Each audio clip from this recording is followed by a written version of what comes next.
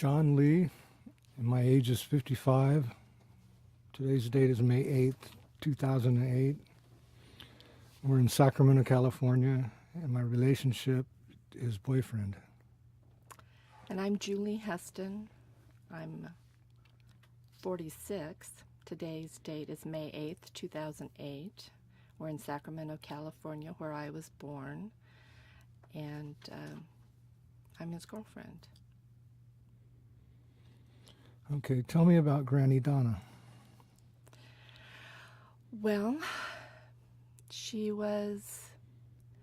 started out in my childhood as my least favorite grandparent, and by the end she ended up being my absolute favorite grandparent. She was 45 years old when I was born in 1962, and she wanted a girl so badly. She'd had 2 sons and had been pining for somebody to put pretty dresses on. So she was in hog heaven when I came along. And luckily for my parents, who didn't have a whole lot of money, I was well supplied with clothes for quite a while. And especially every school year, I got a full week of brand new clothes for every year to go off in. I want to talk about her because I think she really was an extraordinary person, and she certainly was the most hardworking person I've ever met in my life. She was raised and born in Colorado in Pueblo, and her father was a farmer and a rancher and a business owner. He owned one of the first local stores. When she was little, their home at the back of the store was basically the center of town, and anybody and everybody would show up there. They're the ones who got the very first radio in the county, and so people would come, and she liked the fact that it was there and that everybody knew who she was, but she hated the fact that they were always shushing her because they wanted to hear the radio when she wanted to play. They'd be like, "Shh, little girl, shh."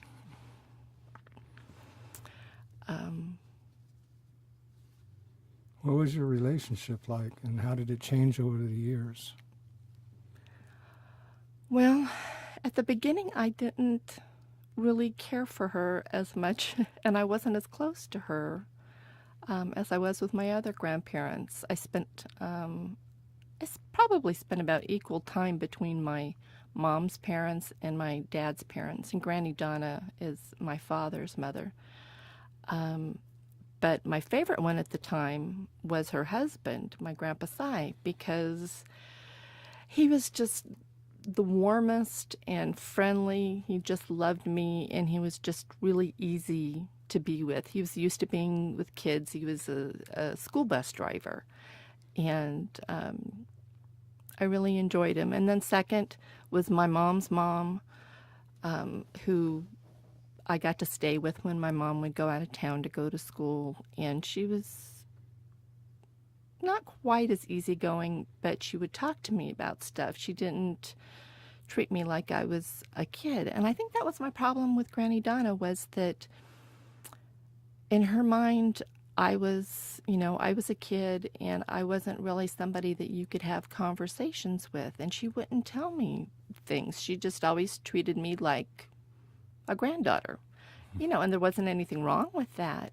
but I absolutely loved her, but I didn't feel like I knew her very well. Some of my first memories of her is just this warm lap. She was a little bit on the heavy side and was just as warm and cuddly and squishy as you could ever want in a lap. And I loved being able to stay over at her house, although she always made me to go to bed early, even on Friday and Saturday nights, and I would tell her that my mama let me stay up when it wasn't a school night, but no, not at her house. It didn't happen.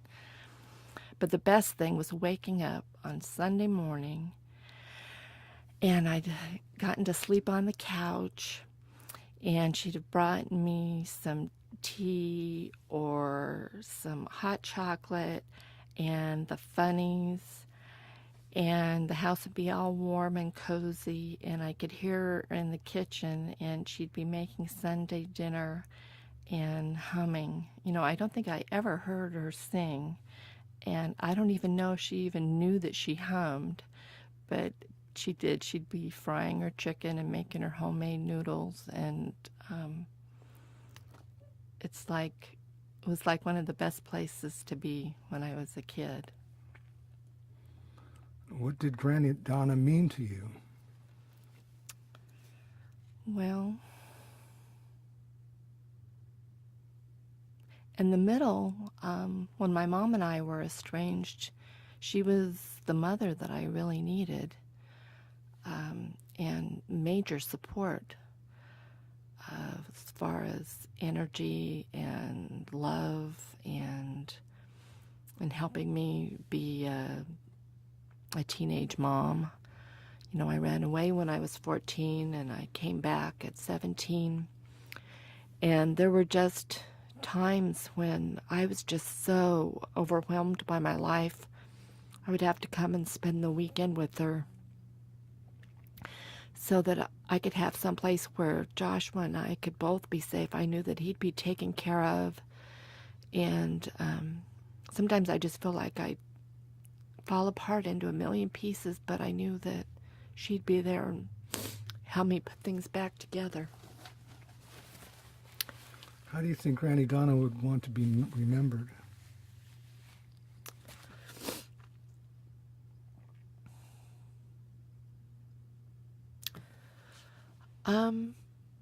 I think as someone who did her absolute best to take care of her family. She married a man that had a fifth grade education, so I think she always knew that she'd be making more, and anything could happen to him. She was the best saver and investor in the family. She made sure that she was provided for at the end of her life, and she did absolutely anything and everything she could to make sure that we all had what we needed. I mean, it wasn't, especially to my father and uncle, it wasn't just handed to them, but she did support them going to college, and she just did the right thing. She just felt like she did the right thing. What I think is so incredible about her is that she was so bright. She skipped 2 grades. She tested the highest as a senior in her county and got a full scholarship to go to the University of Colorado in Denver, and went off in the middle of the Depression all by herself at 16 to go to school. She lived in a house owned by a woman. It was, it had, just was chock full of college students all living together. So she had her tuition paid for. She worked in the bookstore so that she got her pick of the used books, the best used books that came in, and could see which ones looked like someone actually knew how to take the right notes and underline the right things so she could get a head start on what to study for. Typed up professors' papers, washed dishes at tea dances for pocket money for stockings and lipsticks, so that she graduated when she was 20. I just think she was amazing. And then she goes home, and she was working on her father's. He was a hay rancher at the time, and her father's partner in it was my grandfather's older brother. And so she met my grandfather. He was a miner at the time. And, I mean, he worked in the mines, but when he cleaned up real good. He always had this flair in the way he dressed, and he liked his jackets in a certain cut, and he may not have had education, but he was an absolute master mechanic, and it's just like Scooter. He could take anything apart and put it all back together again. And he'd keep cars. He had his Chryslers, his series of Chryslers, and they'd all last about 16 years.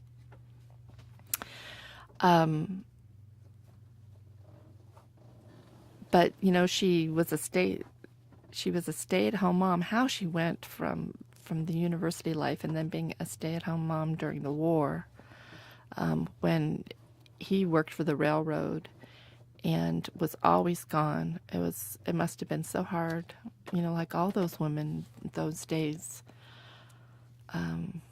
having to do everything yourself. And the few times he'd come home, he'd, be wanting to sleep in a real bed and eat and having to keep the kids quiet. And and then when they moved out here, I think it was in 49, they moved out to California, followed his brother and sister-in-law. She finished her education. She became a teacher, and then she got a master's degree in education and curriculum. And she worked her way up, and when she retired, she was assistant superintendent of Center Joint School District. One of my favorite things was if I had a school holiday, I was in a different district.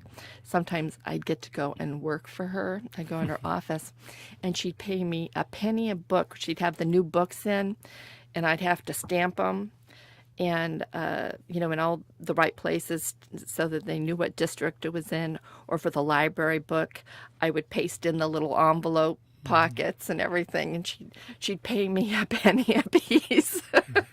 So I loved going to work with Granny. That was really cool. And the other good thing was I got, she'd always get visited by textbook salesmen, and so the best of the books, the sample books that they would leave, got to come home to my house. And that was really good because, I was a big reader, so I she could bring home stuff that was in higher grades, but that was where my comprehension level was. And so I got lots of really, really cool books that I loved reading. If you could talk to her right now, what would you say, or what would you ask her?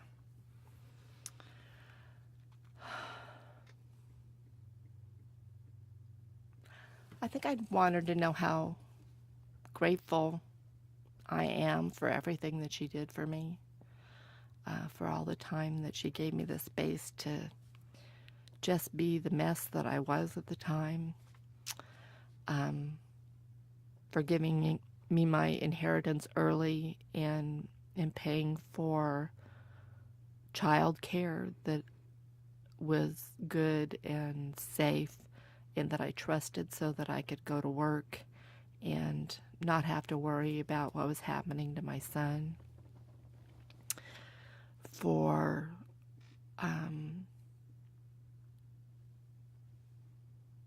raising two really wonderful men. My father was a school teacher for 30 years and was the most honest and loving and generous person. And my uncle, while an entirely different personality, my father was always the introvert, and his younger brother was the extrovert, the one that was the big man on campus in high school, and the one that everybody always remembers. If my father goes to the reunions, they always say Vaughn instead of Verl. They both had those weird V family names. But she did a really great job. They just both turned out great. Like I said, my father was a school teacher, and my uncle was a sheriff for 30 years, and they both made just extraordinary fathers. So I think she did a really great job. It's funny. My father would tell you that his brother Vaughn is the one that was her favorite. And as an adult, Vaughn probably did spend more time over there. He was the sheriff, and he always made sure that when it was time to cruise in the car, that he was cruising by her house at lunchtime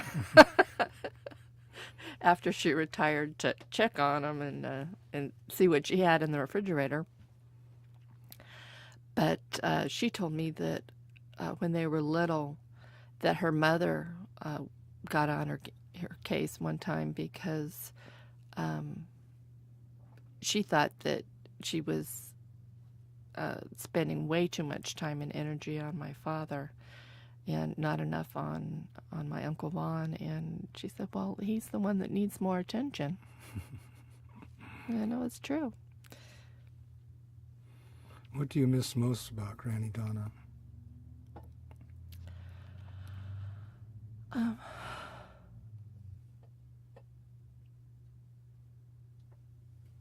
Having somebody to whom I'm special. And I know that I have that in you and in some of my friends, but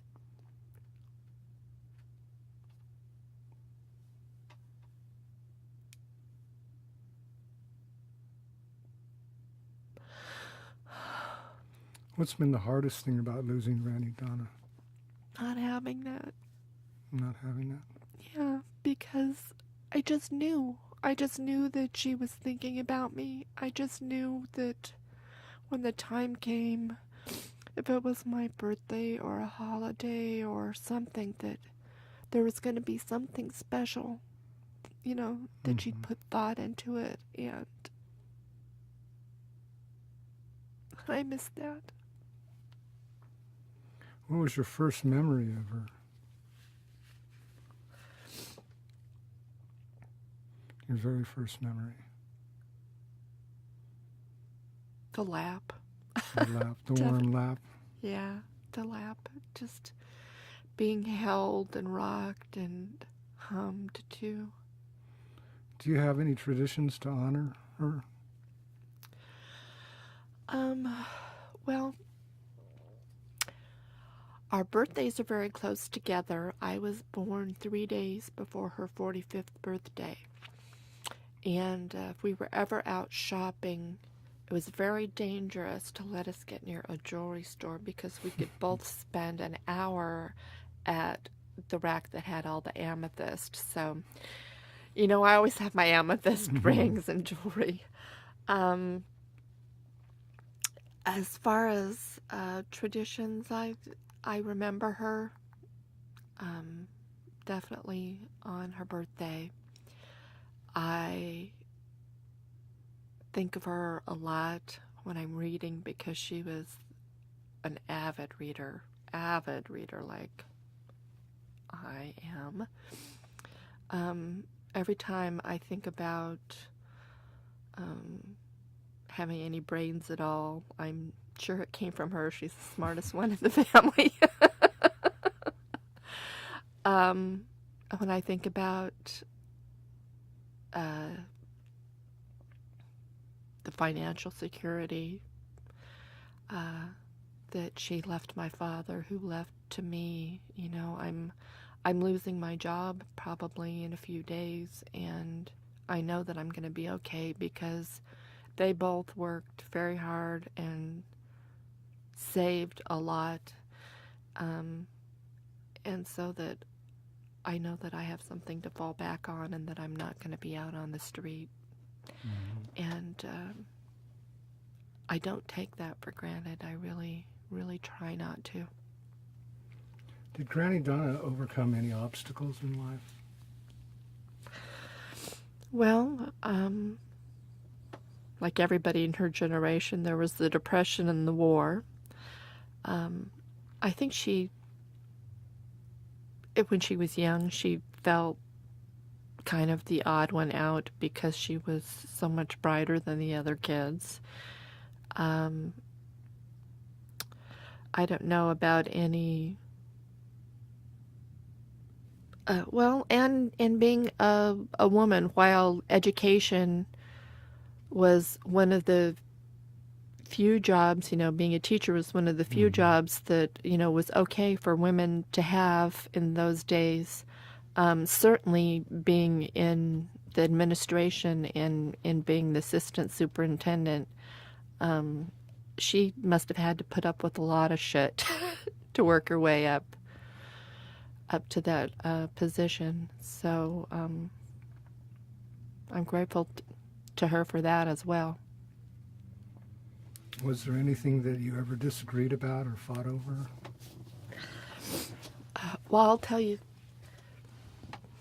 the one thing that really hit me, I think, the hardest, I I got some rough chemistry and struggled with anxiety and depression for a long time, and I spent a lot of years in therapy. And there was a time when, before I was a Unitarian Universalist, when if you asked me what my religion was, I would have told you it was psychology.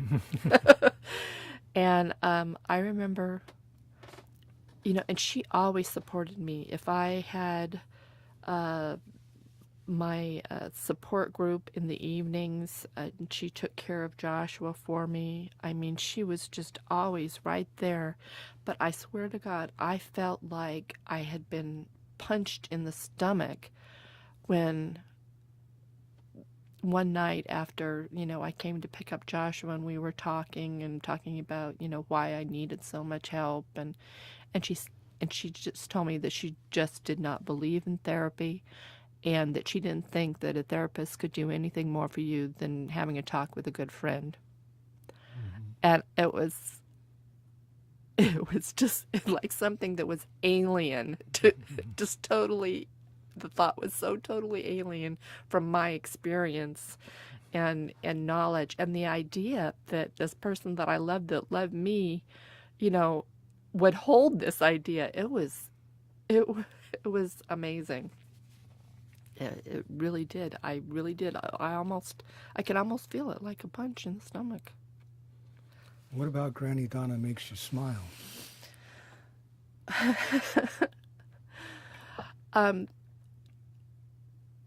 Well, two things. When I came back, after I'd run away when I was 14, I came back just before my 17th birthday. And I guess at that time, she decided that I was an adult and was okay to share with. And that's when she became my favorite grandparent, because she would talk to me about everything that was going on with her and with my grandfather and her relationship to my dad and what she was worried about with me. And but I think the funniest thing is my mother told me after I came back that she decided that old ladies could get away with anything. And this woman who'd always done the right thing, that she didn't mind pushing in front of people, parking where she wasn't supposed to park. She just had this attitude like, I'm an old lady, I'm entitled, and she'd just go for it. And every time I saw her, it made me laugh, because it was just so different from the person that she had been before. How are you different now than you were before you lost Granny Donna? Well, I think inside I'm a lot closer to my chronological age.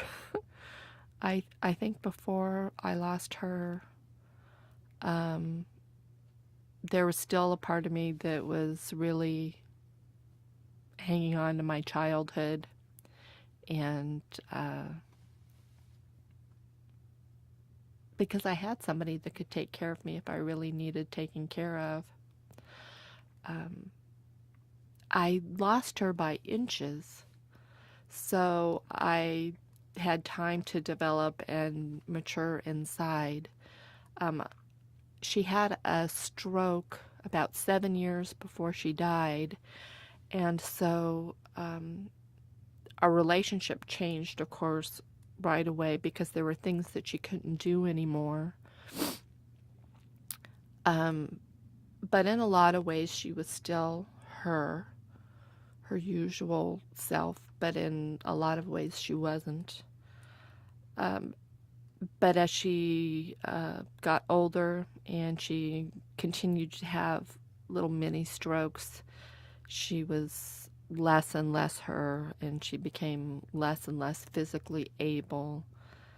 And, I, of course, ended up doing for her instead of her doing for me. And I'm grateful for that opportunity. We were all blessed that my aunt and uncle were in a position so that she could stay home with them for 5 years before she had to go to a care facility. And I got to spend a lot of time. I would stay with her when they would go away for weekends. And that was nice. What helped you most in your grief?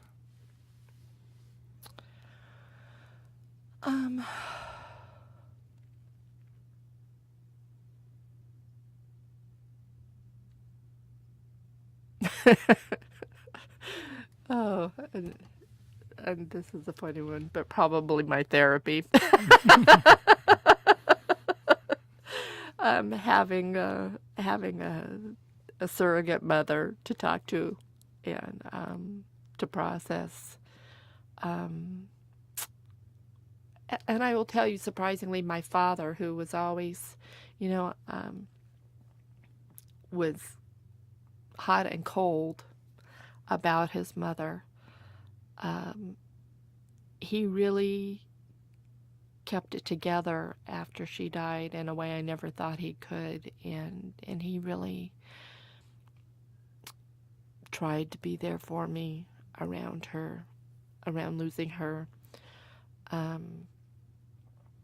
Nobody else in the family wanted a funeral or any kind of service or anything, and I said we have to at least have a family memorial.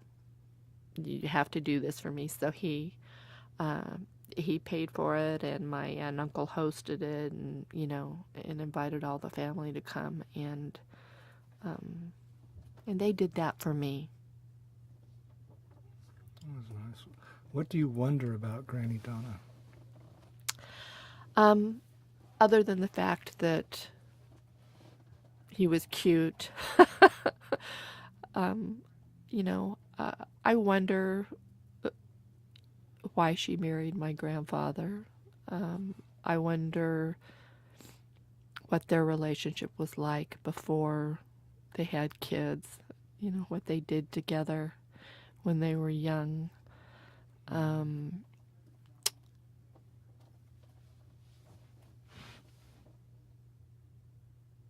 I wonder if she was satisfied with her life. There's a lot of things I never asked her and that I wish that I had. Mm-hmm. What don't you know that only Granny Donna could tell you? Well, that.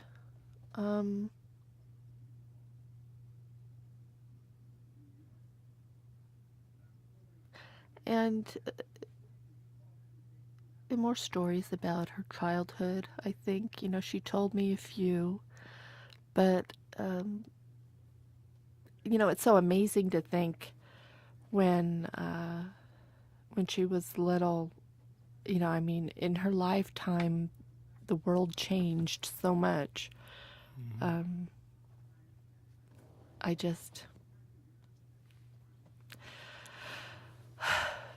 like I told you the other day, I didn't even know that there existed such a thing as an REO Speedwagon, but she'd actually ridden in one and told me about it, that she'd ridden in the back spot. um,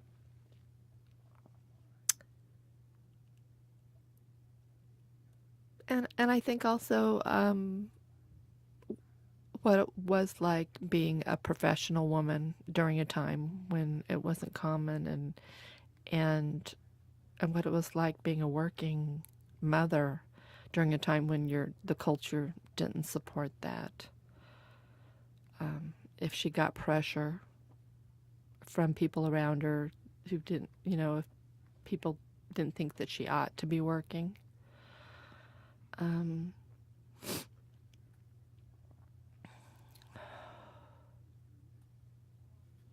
How does it make you feel to be able to live in her house now that she's gone? I've noticed that you've kept things a lot the same. Yeah, I have. There's some things I don't think I'm ever going to be able to let go of, like those daisy things with the fake plants in the kitchen. I don't think I'm going to ever be able to let those go. I'd be perfectly happy to get rid of the avocado sink, though, believe me, in a heartbeat. You can still see a lot of her in the house. Yeah, All over. yeah. It makes me, I think, secure, and know that I'm loved. She doesn't have to be here for me to have that gift. Every day I listen to the radio about people losing their homes because they have these horrible mortgages, and what an incredible gift I got from her and my father to be given a home that's mortgage free. In one fell swoop, I went from being the most financially insecure middle-aged woman that I knew to being the most financially secure middle-aged woman I knew. So, is there anything that's influenced you about her, or any traits that you've taken on that remind you of her? well, I've definitely got her brain, for sure. Sometimes I wish they'd let me skip school, skip grades. But because of her experience, she wouldn't let them. And sometimes I think I wouldn't have run away if I'd been given the chance to be who I was at the place that I was.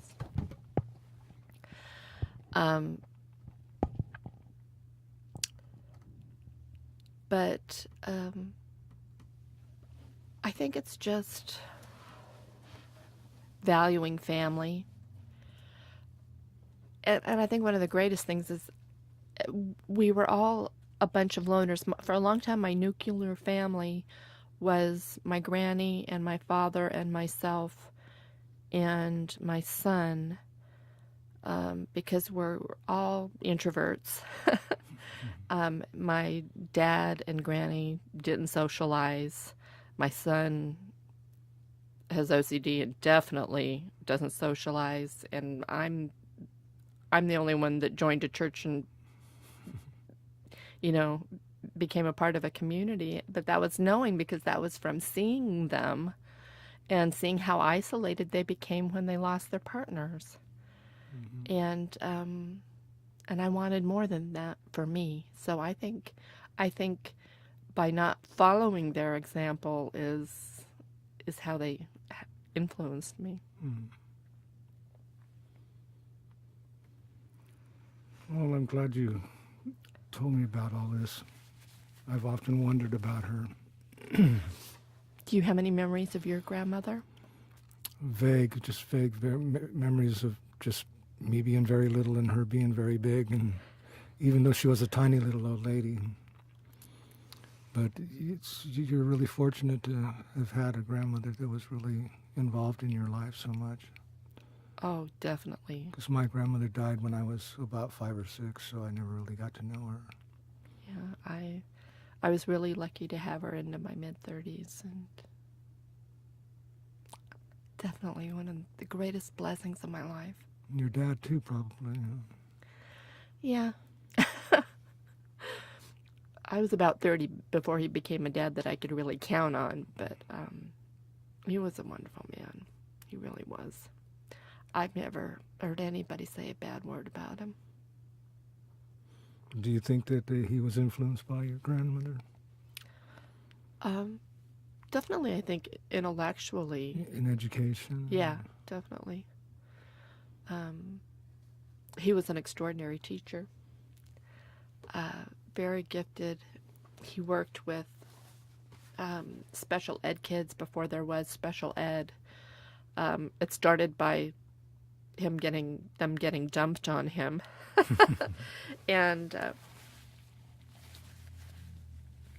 he always kept up the maximum, of continuing education credits that he could get. He's got the equivalent of a master's degree, but he's got his units spread out in so many subjects. But he always wanted to stay at the top of the pay scale. That was one of the influences that she had, is that she always did best to bring in the best salary, and he always did the same. He never missed a week of child support. He was always there to make sure that I had anything that I needed, and that was definitely one of her influences. You're an avid reader, and so is your father. Do you think that came from your grandmother? Probably that part of the brain, because, I don't think I ever saw my grandfather pick up a book except maybe a picture book about trains or cars. But forget it. He'd rather do, or when he couldn't do, he'd watch cowboy movies. But yeah, the three of us were definitely big readers. Yeah, that was one of the great things, was inheriting his library. How old was she when she died? 87. 87, wow. When I think about it, I think it's longer than I want to live, but I think I think modern medicine is going to make me live long. I've always kind of planned on around 80. But, in my church, we've got these old ladies that are just really kick-ass. And so I'm thinking, well, maybe it wouldn't be so bad to live past 80. But, that's really pushing it on... She must have seen a lot in her life. I mean... Before cars and I know, planes. going to school on your own pony. I mean, that was like the greatest thing. And she got a boyfriend, the boy that she liked, because she could give him a ride on her pony.